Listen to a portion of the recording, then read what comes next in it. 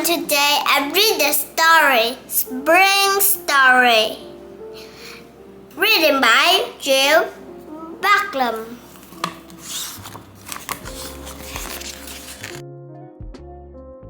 It was the most beautiful morning. The spring sunshine crept into the very content along Brambly Hedge. The little window in the tree was open wide.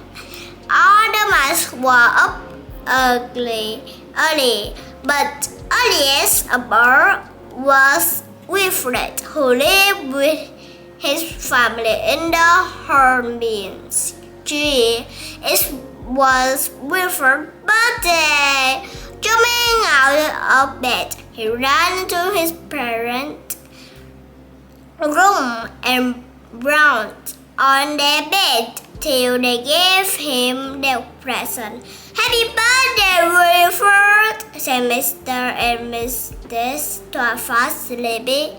He tore up the pretty warming and scattered them all over the floor. His wig of excitement woke his brother and sister. His parents turned over to go to sleep again. Wilfred went and sat on the stairs and blew his new whistle.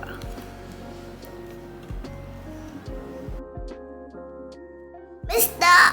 and Mrs. Apple lived next door at crept cottage. The sound of Wilfred whistle floated into the bedroom window. Mr. Apple got up and stretched. He sniffed the sweet air and went down to the kitchen to make a pot of elderflower tea. She was a very kind mouse and a wonderful cook.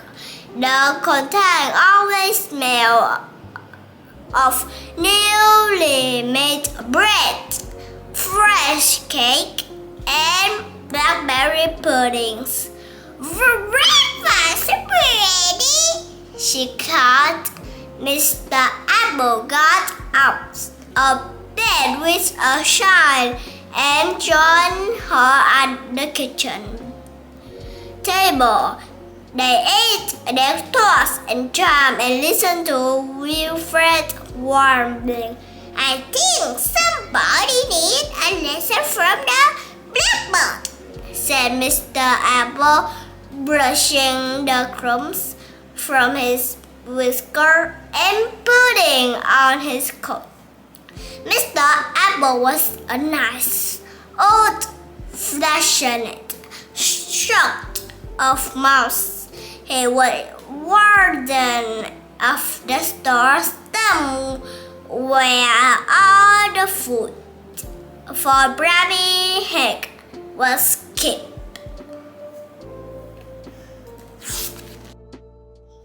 The Store Stump was not far away, and Mr. Apple walked happily through the grass to the bare front door. He felt someone pull his tail. He turned around quickly. It was Wilfred, whistle in hand. He spoke. "It is the mouse," said Mr. Apple. "Happy birthday to you! Would you like to come and help me check the Store Stump? We'll see what we can find." In the middle of the stump was an enormous hole, and leading off from its many passages and staircases. This led in turn to dozens of storerooms full of nuts and honey and jam and pickles. Each one has to be inspected. Wilfred's leg felt tired by the time they had finished, and he sat by the fire in the hall to rest. Mr. Apple left down a jar and sugar wallet. He made a little cornice from the twists of paper and filled it with sweet. Talking Wilfred by the pond, he led him through the dark corridor out into the sun. Wilfred went to look for his brother, and Mr. Apple hurried down the hill to visit his daughter, Daisy. He and his husband, Lord Woodmouse. Lord and Lady Woodmouse live in the old oak palings in the middle of the hill. From the outside, the palace looked like an ordinary oak tree, but inside the trunk was hollowed out from a beautiful and many-roomed mansion. At its heart was the round bottom polished door to magnification, kitchen, dining room, bedroom, playroom, spiral staircase, and seated passage. Old oak palace had always been the home of the Woodmouse family. There is the best bedroom. Lord and Lady Woodmouse walked to bright sunshine. What a perfect day! Sighed Lady Daisy as she nipped a primrose pickles. When they heard that Daisy's father had come to call, they were soon up and dressed and running down the winding stairs to greet him.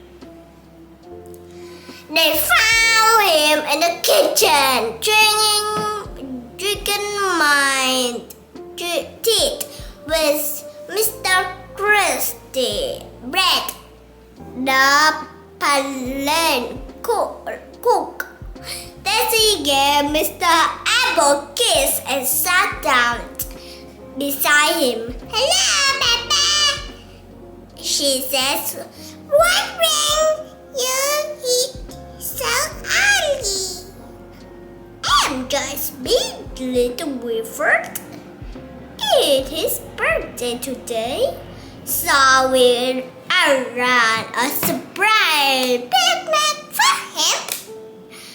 "What a wonderful idea," said Lord Woodmouse. Daisy nodded. "I made him a special birthday cake and fish motoring," said Mr. Krusty Bread, hurrying off to the pantry to find the ingredients.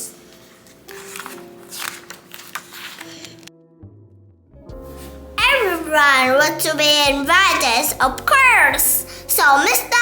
Apple set up the hill toward the wood, and Lord Woodmouse went down toward the stream, calling at each house on the way. The first house on Mr. Apple Road was at the berry lodge.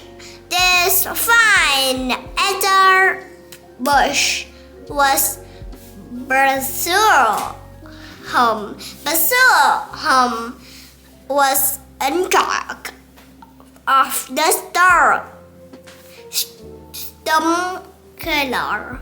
He was just getting up a picnic. Branches. I bring up some just bit of wine, he says, shuffling up places.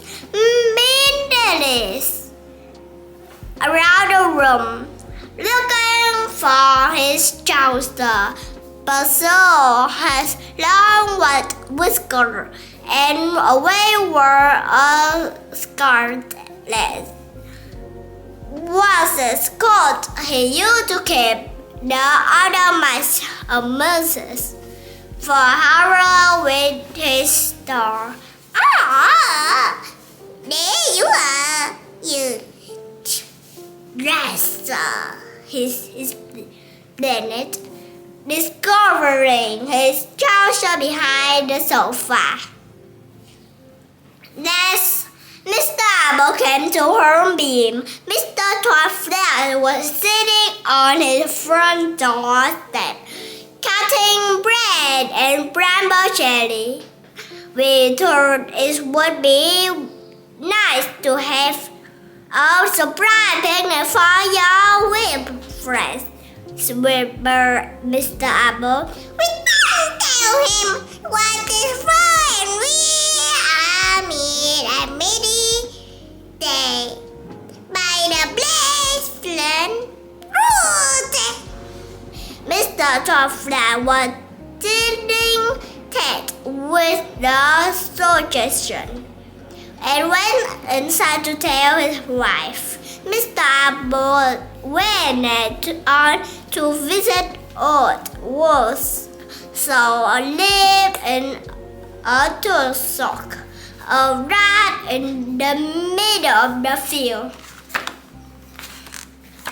Lord Wood Mouse, meanwhile, was walking his way down to the stream. The deer had traveled ahead of him and along the hedge. Excited mice leaned out of their window to ask that the picnic would take place. I see I can find some preserve, said old Mr. Asbright.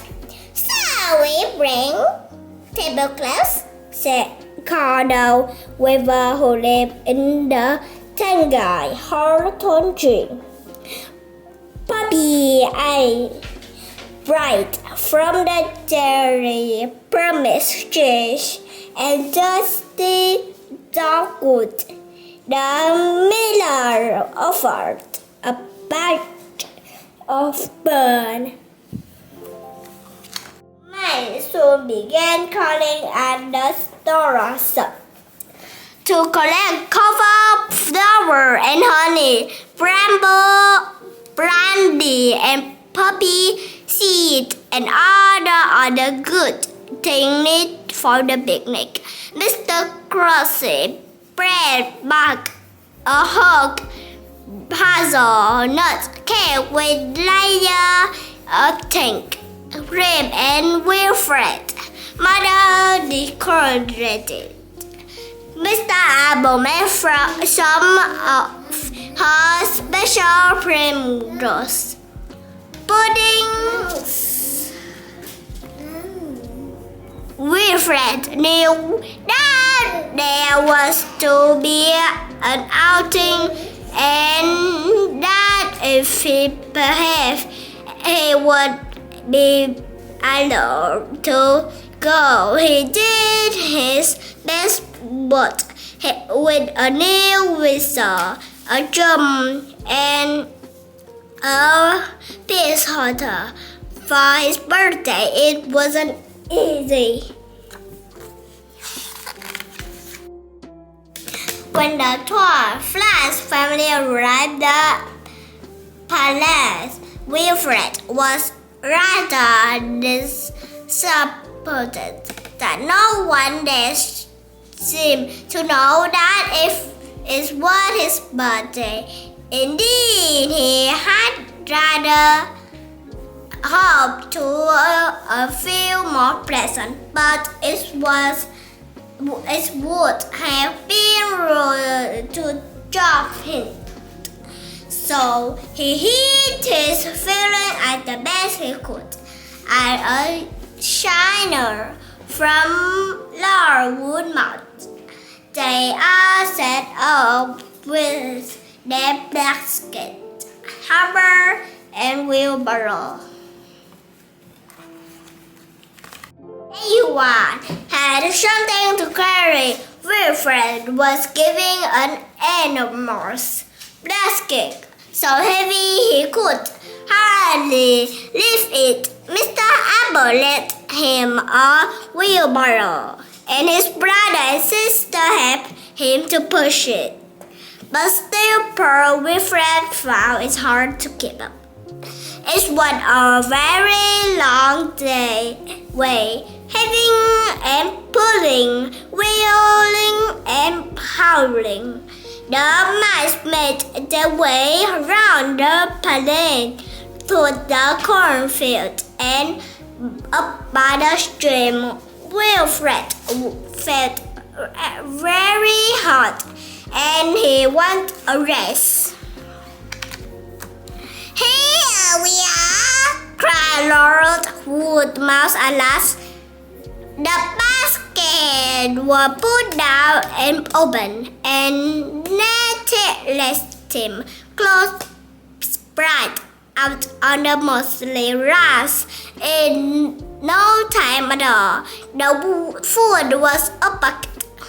Wilfred was exhausted.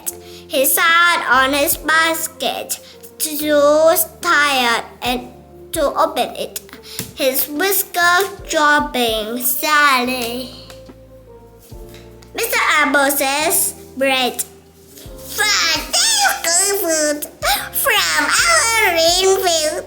May we be very grateful."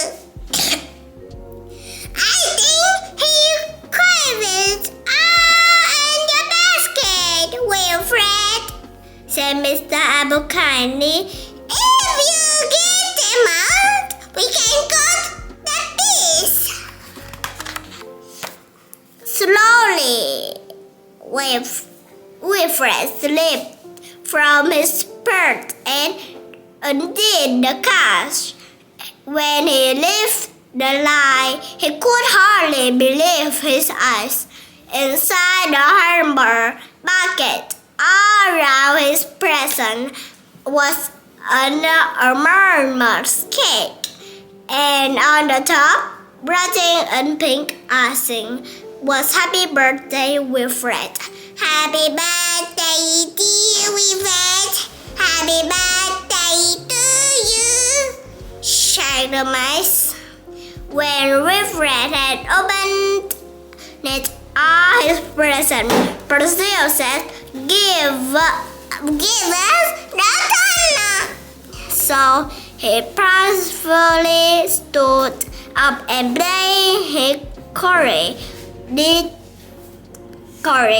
tenderloin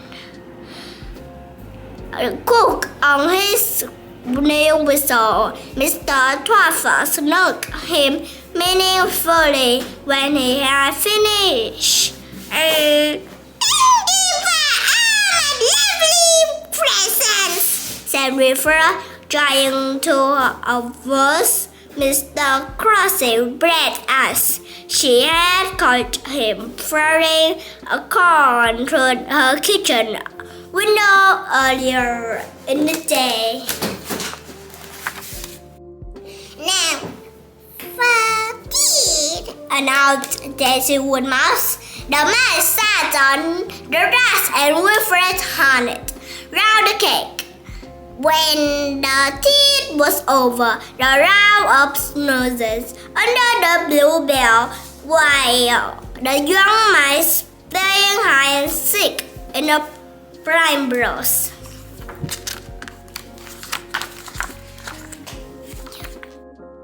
Last, the sun began to sink behind the firewood and a chilly breeze blew over the field. It was time to go home when the moon came up at that night. Brambly Hedge was silent and still. Every mouse was fast asleep. The end of the story.